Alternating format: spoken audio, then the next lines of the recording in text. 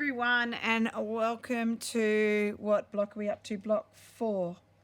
That's right, isn't it? Block 4. So we had our reindeer, then we had our wreath, we had our Christmas tree, and now we're up to the block 4 reveal. So the reveal for this block is the Christmas theme is Christmas Village. And can you guess what the winter theme is? Drum roll. It's Winter Village. So if you're doing a village, I guess we expect to see more than one house.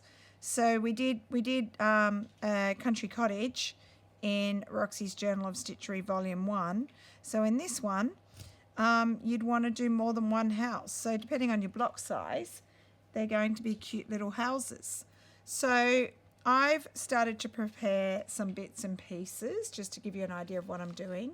I probably won't get a lot of stitching done tonight just because it's already quite late and I want to reveal this so that this video gets up before Rachel's.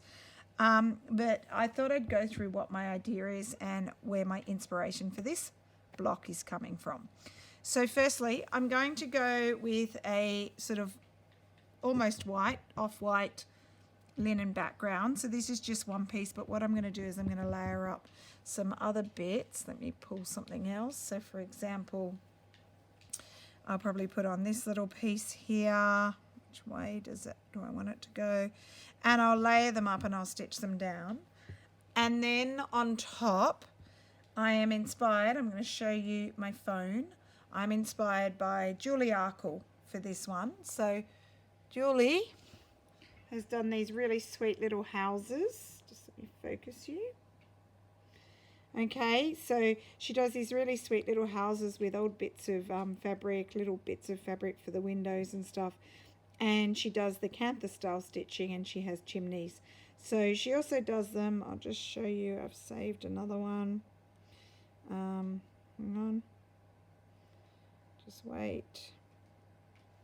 Like this one here, where she's used an old piece of quilt. So that's what I want to do. I want to use an old piece of quilt and do some stitching on it. I want to do red stitching using this old DMC Pearly thread. And I'm inspired by Julie. So I've already cut up some little pieces of quilt that I think go along nicely with my colour theme. And I've done them in different shapes and sizes. So we've got some red there. And my little village is going to have 4 houses in a row. So different shapes and sizes.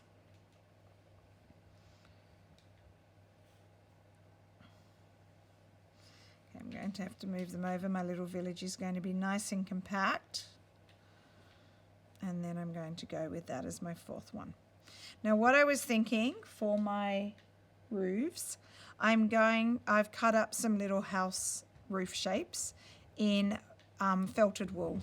So I'm going to put them on. I might need to trim them a little bit because you can see that's coming over onto the other house. I think I was going to put this one. So again, I might just trim it down a little bit. And that one was going on there. And then my red one was going on my navy. You can hear my cat running around like crazy. And then what I want to do with my little chimneys is I've just got some scraps of checks and I'm going to make a little chimney. So for example, that might be a chimney there. Might pop the red one. No, put that one there, the red. And I'm going to switch them over.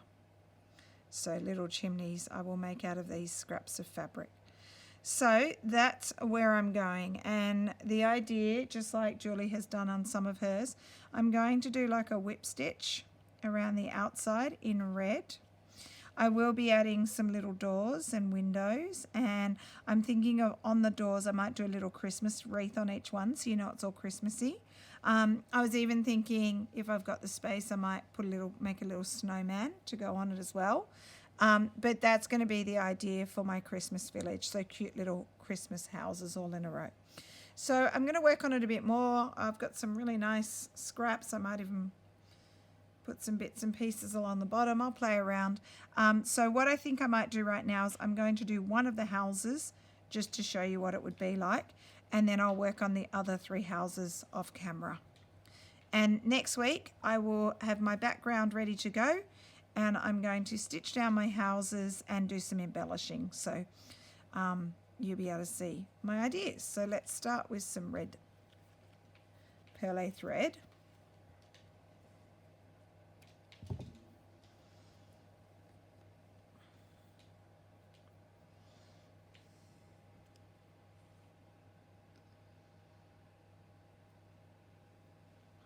So does anyone actually know Julie Arkle? I'm pretty sure she's from the UK.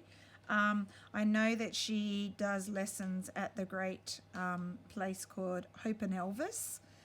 That's a place that Rach and I and Mum would love to go to one day to do some workshops. So yeah, I'm pretty sure she's based somewhere in the UK. Not exactly sure, maybe London or something like that. But Julie does some really, really great stitching and just different sort of quirky things. So Julie's my inspiration. I sometimes I come up with totally just ideas that have popped into my head, or I've got an idea that's been inspired by someone else. So this one obviously is inspired by Julie. Sorry, just let me come back on camera. And I'm doing houses in a similar style to the little ones that she does, which I think she makes into brooches. Okay, so I'm keeping along this, it's someone has described my theme as grungy, or a couple of people have. That's right, I do want it to be grungy, I want it to be old, I want it to be scrappy bits and pieces, old bits of quilt. So some of these bits of quilt I know I definitely got from Debbie from Lulworth Blue. Lulworth Blue, I don't know if I pronounced that right. Debbie, can you tell me? Anyway, I've posted links to Debbie in several videos, so you'll be able to find her. And then I have got some from Melanie from Purveyor of Reclaimed Textiles on Instagram, the lady that's based in Melbourne. I might link them both at the bottom again. And then I've just got other scraps that I've picked up here, there and everywhere. So these are all these are not cut out of large pieces of quilt. They're just little scraps of old quilt, which I like best. All right, so can you see how the stitch goes on a little angle? It's what we call a whip stitch.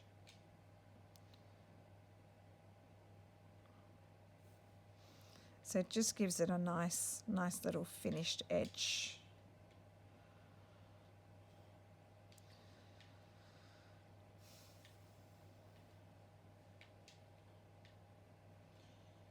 So sorry if you hear the clicking. My son's playing Xbox on a weeknight, which he's not supposed to do.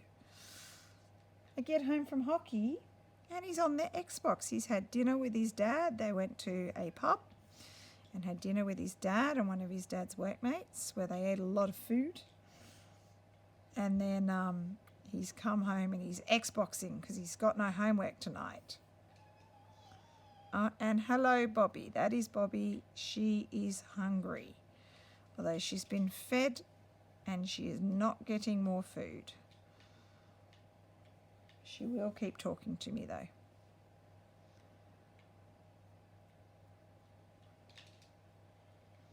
Jamie, can I tell them what happened to you? Okay, he's letting me tell you. So Rach knows this. On Saturday, my son was playing rugby, and it was right at the end of the game, like literally just the last few minutes, and they were winning. And one of the boys from the other team ran the ball up, and I believe he was quite a big boy. Yes, he's nodding his head. A big boy, and Jamie went to tackle him, which he did, and as Jamie was tackling him, the boy put his elbow up, but right into Jamie's throat, like he elbowed him in the throat in a deliberate manner, which is pretty much illegal in rugby. Well, pretty much is illegal in rugby. And so, just as Jamie doesn't retaliate normally at all, but just as a little bit of a retaliation, so they're on the ground together because Jamie's tackled him. And what happens is when you make a tackle, the person who tackles, so Jamie tackled, he has to roll away. So he has to get out of what's called the ruck. And as he was kind of, he tackled and then immediately rolls away, he kind of gave the boy a little bit of a shove in the face because of the elbow to the throat. Now, the elbow to the throat, if the ref had noticed that, that's something that you can get sent off for. So you could get a red card for that, sent off for the whole game, or a yellow card, sent off for 10 minutes. But the ref didn't see that, I'm assuming. And what Jamie did, giving him a shove in the face, probably you probably wouldn't even get a penalty for that. You might get a penalty, but it's really not going to be much. The little shove that he did, it wasn't much by the sounds of things. I didn't see it, so I can't really say. But anyway, Jamie gets up and he gets back level with his team, ready to make the next tackle. And the boy comes onto their side of the field. So in rugby, he's offside. And he just comes up and completely punches him in the face, like a huge punch. And I wasn't at his game. I was at the same park, but I was at a different field, so I didn't see it happen. But Juju was with him, and Juju didn't notice either. She wasn't paying attention. So Jamie got off the field and was annoyed and spoke to the ref, and the ref's actually a friend of mine, and he is a good ref, but he just didn't see the punch. So he would have red carded the boy if he had seen the punch. So Jamie was grumpy because Dirk, the ref, poor Dirk, he tries to see everything, but he just missed that one, didn't see it. And he came over to me and he's all grumpy. And when he described it to me, I thought, look, he had a really swollen lip and a little tiny cut on the inside, a little bit of blood, not much, but just really grumpy, and his face was sore, and he was grumpy because, it hadn't been picked up and the kid hadn't been carded. So what happened is they played on, and then someone from their team scored a try, and the team that Jamie's on was winning, and then that made them draw the game as well. So that was a bit annoying. But I didn't realise the punch was that big. I thought it was just a little bit of a whack in the face. Anyway, on Monday, I get to school, and one of my students says, "Miss, I've got the video of Jamie's punch." I'm like, show me what happened. So I watched the video, and the video was showing me a huge punch. The kid literally ran right up to him and just belted him in the face. And Jamie had started to develop a black eye over the weekend, and his lip was swollen, but it did go down the lip. The lip was okay. But he'd had a little bit of dizziness on the weekend, so we got him checked. We have nurses, and we actually have a doctor that works with our school, and he actually has concussion. I think it's quite a mild one, but he does have concussion, so he can't do sport for 2 weeks, which is annoying. But what happened is kids from the other school filmed the punch, which they really shouldn't do without his consent, and they'd been spreading it around. So spreading it around boys at their school, and then it had been sent to boys at my school, and it's pretty much gone around my school as well, which is Jamie's school. And everybody was saying stuff to him on Monday, and even yesterday on Tuesday. Anyone say anything today? Yep, still went on today. But it's terrible because these boys are sharing a video that they didn't have permission to film, and I'm pretty sure they would have put it on social media. We haven't gone looking for it, but I'm sure that the boys are into things like Snapchat. I'm pretty sure it would have been on there. And they're basically glorifying violence, and it's not part of rugby. It does happen. I'm not saying it doesn't happen, but it's not a part of rugby that's really accepted anymore, to punch someone in the face like that. Certainly rugby's a rough game, and you can get knocks. I mean, I used to play rugby for a long time, 13 years, and I got many black eyes. I dislocated my shoulder, so you do get injured, and it is rough. I mean, that's part of the enjoyment of the game for people that play it, but someone being dirty and punching you in the face is really not sort of an accepted part of the game. Once upon a time in the 80s, probably common. Turn a blind eye to, used to happen all the time, not anymore. So anyway, my school has contacted the other school, and I haven't heard what's happening yet, but I don't know what they're going to do. I mean, they're probably not going to do much at all, which is frustrating, but really they should be dealing with the kid that punched, and they should be dealing with trying to work out where the videos come from and dealing with the source of the video, because I guess it's kind of like cyberbullying. And so Jamie's been on the receiving end of that, although, you know, it hasn't been too bad at our school. I don't think anyone's been mean to him or teased him. But the thing with Jamie is he's quite a calm kid, and he actually didn't even react. He didn't respond. Like most kids would punch back. Jamie didn't. He basically, I think he was just a bit shocked.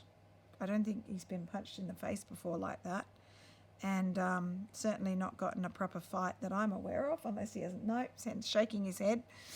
And he then just basically made another tackle immediately and just played on with the game. But, you know, all these teachers at school that have seen the video, because it definitely has been going around, they're all super proud of the way he responded and that he didn't retaliate. So it's just not in Jamie's nature to do that. He can be strong and tackle well, but he's a fairly calm kid, which is a good thing. Good thing, Jamie. He's giving me a big smile. So that's what we've been dealing with for the last few days. On Monday, I was actually really angry about the punch because it was worse than I thought it was. It was really bad. I know I sent Rach the video so she could see it, and my whole family's seen it. Rach was angry and upset last night, but it's okay, Rach. He's fine. The dizziness has gone away, and he's annoyed that he can't play sport, but other than that, he'll be back into things soon. And rugby's over. That was his last game for the season. And that's the other thing, because it was the last game for the season, we don't know that boy. Jamie plays in the Opens, which is the final 2 years of school, and that boy could have been his last game for his school. He could be year 12 and finishing, and thought he might just go out with some glory and punch someone.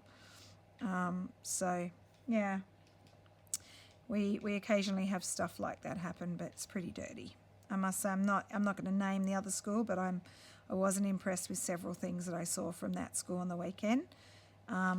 Sometimes boys from our school can do silly things and make mistakes or swear or whatever, but there's a general attitude coming from that school that's not very pleasant, an attitude of elitism and that they are better than other people. There was just several things that were seen across different teams that we just didn't like. So it's kind of something that as a sports teacher, PE teacher, you're always trying to address and talk to kids about, how to behave and how to treat people and respect. And, boys do make mistakes. I'm sure girls do too. I don't teach girls, but I know boys do make mistakes. It doesn't mean they're a bad kid. Sometimes they need to learn their lesson, though, about what they've done and fix whatever's gone wrong.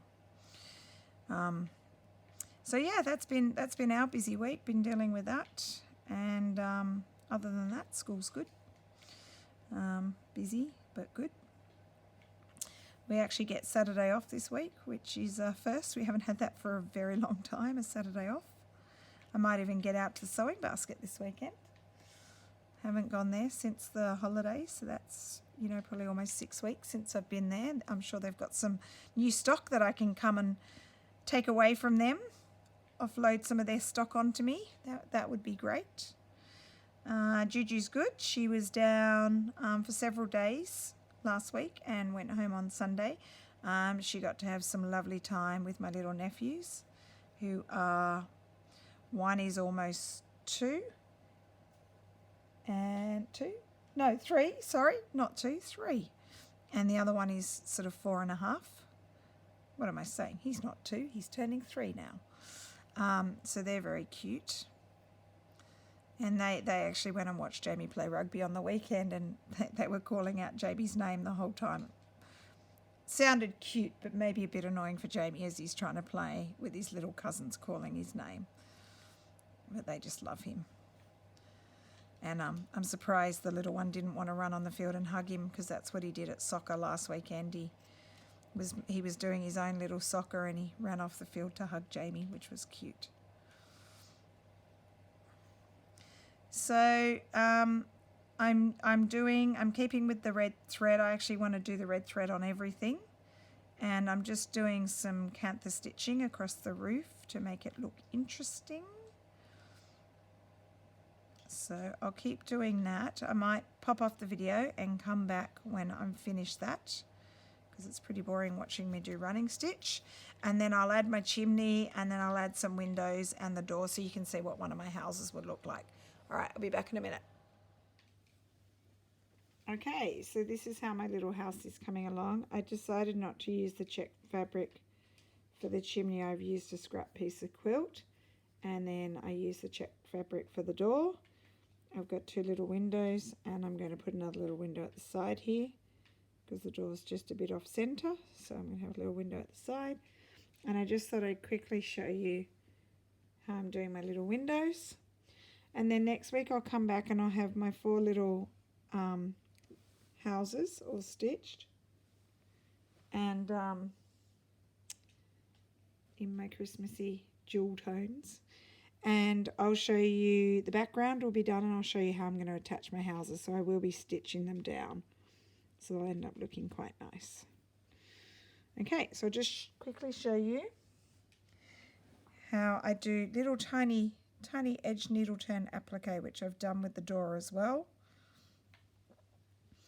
Now I want this one to be a bit thinner because it's a small space for the window, not as big as the top space where I've got larger windows. Might just trim just a little bit off it. Okay, so all you do for needle turn applique, I've got my little rectangle cut, and obviously it will end up being smaller than what you can see here. And I'm just folding over the edge. See the little edge there? And just finger pressing it in place. Yes, you could use an iron, but that's very fiddly and you might burn yourself, so I just finger press it. And also some quilters have the little roller thing that presses it down. And then what I do is I just turn each edge, and I'm just finger pressing it. Very small amount of fabric going over. Little tiny edges. Pressing, and I'll do that on each side, which means when I stitch it, it's easy to fold over. So a little bit fiddly because I've got a small piece, but those edges I'll be able to see them quite nicely to stitch down my window. Okay, so there's my little window. You can start wherever you want stitching. Just going to pop it on. Try and make it straight. Okay, then using my little, this is a thin red cotton, so just one of these, 80 cents from the sewing basket.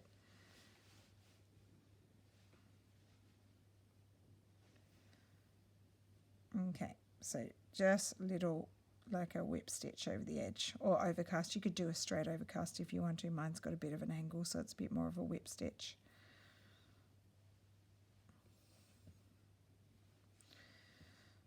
Okay, so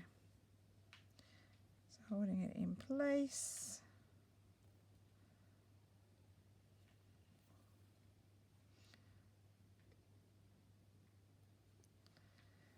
Okay, and then this edge has come untucked. So hopefully you can see what I'm doing. It is small.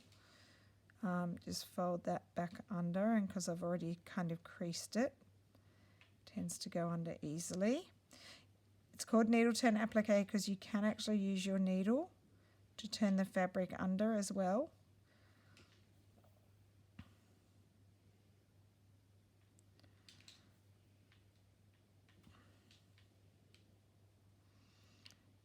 And I am not worried about my window edges being perfectly straight. They are somewhat straight. And that is part of the charm, that we embrace the wonkiness.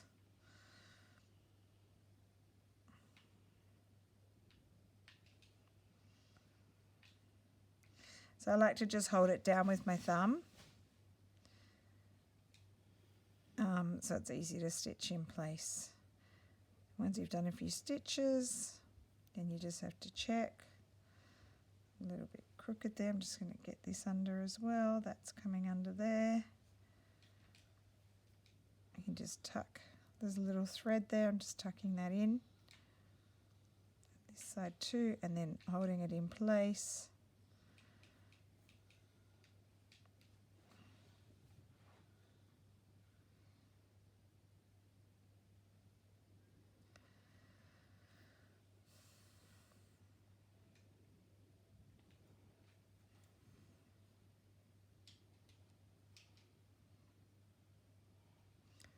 Okay, coming around my edge, almost done.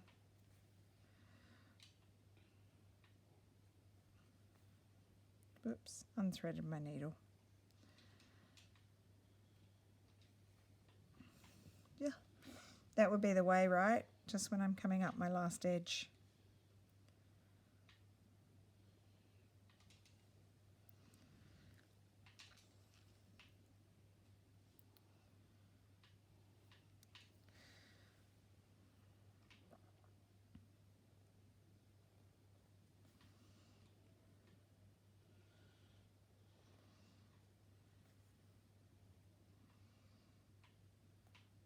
And just my last stitch.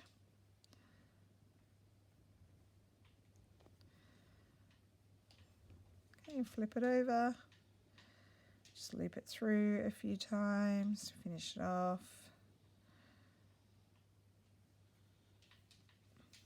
And give it a snip. All right, so other than probably some little embellishing, I'll probably do a little French knot, or I might even stitch some little window panes. I am thinking of doing a wreath on each door. That's pretty much what my houses are going to look like that will end up in my Christmas village. So that's going to be it for tonight because it's getting quite late and I do need to get this up before Rachel's video so you see the prompt before hers. And I will be back next week and I will plan to have a whole lot done.